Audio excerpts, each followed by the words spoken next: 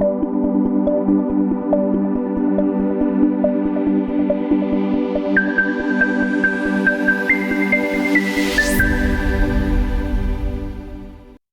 alaykum, hurmatli Top Agrovet kanali obunachilari. Bugun biza sizlar bilan o'simliklardagi virus haqida bir qisqacha gaplashib o'tamiz. O'simliklarda qanaqa viruslar bor, qanaqa zarar keltiradi, zarari qanaqa, shular haqida bir qisqacha sizlarga tushuntirish berib o'tib ketaman. Hop, o'simliklarda asosan pomidor, bodring, baqlajon, bolgarskiy, o'sha ayni o'sha ituzumdoshlari oilasiga mansub bo'lgan o'simliklarda juda keng tarqalgan bu. Ya'ni qanaqa virus? Mozaika virusi, Strix, Stolbur hamda hozirgi kunda karantin obyekti hisoblangan pomidorni jigarrang bujmayish virusi. Hop, bu viruslar qanaqa tuzilishga ega, qanaqa zarar keltiradi?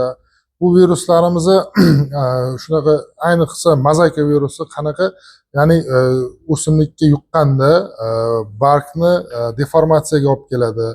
O'sish nuqtasini to'xtatib qo'yadi o'sishdan. Hamda simptomlari bo'ladi, bargda simptomlari bo'ladi, ya'ni nekrozlar bo'ladi. O'sha virus nekrozlari bo'ladi. O'shalar orqali bilishimiz mumkin. Undan tashqari yana buni o'sha PCR orqali o'sha RNKlarni ajratib, DNKlarni ajratib olgan holda bilsak bo'ladi.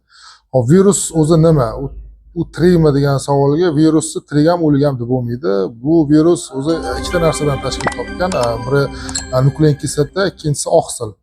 Endi mozaika virusi tuzilishi juda kichkina, uni oddiy mikroskopda ko'rib bo'lmaydi. Bu asosan elektron mikroskopda ko'rinadi. Bu tuzilishi tayoqchasimon shaklda bo'ladi. Atrofi o'sha zanjirga o'xshab spiral holatda o'ralgan bo'ladi. Bu o'simlikka asosan qanaqa holatda yuqadi deyilganda, o'simlikda hasharotlar orqali yoki bir zararlanmagan joyda o'sha odam qanaqadir o'zi yuqtirib qo'yish ehtimoli bor. Zararlangan joydan kelib o'sha barg ushlaganda yoki suv orqalimi, shamol orqalimi yuqish ehtimollari bor. Endi asosan juda nimasi bu o'simlik shiralari. Bu o'simlik shiralari juda virusni tashuvchi hisoblanadi. Yana bitta omil, virusda bilasizlar, haligi asosan urug'da ko'proq bo'ladi. Ya'ni urug'i sterilizatsiya qilmasdan turib eksa, o'sha urug'da juda ko'p tarqalgan bo'ladi. Bu endi virus o'simlikni hujayrasida bo'lgani hisobiga uni qarshi kurash yoki nima qilish iloji yo'q. Bu asosan o'sha sterilizatsiya qilib, o'sha avtoklavda ma'lum bir haroratda o'sha qizdirilib o'ldirish mumkin. Lekin nima ximikat yoki qanaqadir usullar bilan qarshi kurashish iloji yo'q. Hop, virusimizni hozirgi kunda o'sha yuqishlari, o'sha aytib o'tganimizdek eng asosiysi bu o'simlik shiralari juda ko'p viruslarni tashuvchisi hisoblanadi. Endi virusni gapiramasak juda ko'p nimasi bor. Hop, virus o'sha aytgan mozaika, hozirgi kundagi karantin obyekti hisoblangan jigarrang bujmayish virusi ham juda keng tarqalib bormoqda. Iloji boricha o'sha toza mahsulot, toza urug' yetishtirilgan holatda olib ekishinglarni maslahat beramiz. Hamda o'sha zararlangan joy ko'rgan bo'lsanglar, o'sha joyni iloji boricha olib chiqib yo'qotish kerak bo'ladi. Endi asosan nima qilish kerak bo'ladi? Nima deydi?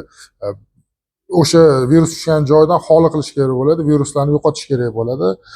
Shu holatda qarshi, endi iloji boricha virus tushgan joy bo'ladigan bo'lsa, buni o'simlikni immunitetini ko'targan holatda, ya'ni immunitetni ko'targan holatda shu virusdan nima qilish mumkin, lekin buni biologik yoki ximik bir qarshi kurash olib bo'lmaydi. Bu narsani iloji yo'q.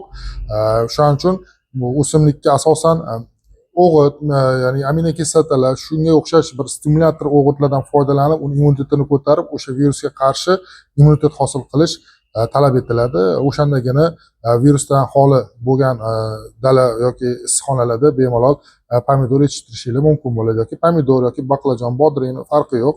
O'sha itizumdoshlar oilasi bo'ladimi, hammasi o'sha virusdan xoli yetishtirishinglar mumkin.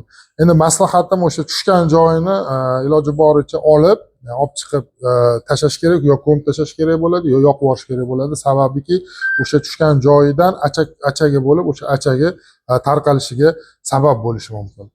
Endi o'sha aytib o'tganimdek virus hujayrada deganim, virus aytganimdek o'sha o'simlik hujayrasini yadrosiga o'sha o'zini erenkasini ajratadi, ya'ni sitoplazmada o'zini erenkasini chiqaradi, ribosomadagi erenka bilan birlashib o'zini erenkasini chiqarib DNK hosil qilib o'sha nima qilishi mumkin, zararlashi mumkin o'simlik hujayrasini. Bu shu orqali o'simlik hujayrasini buzib boshqa hujayralarga o'tib o'zini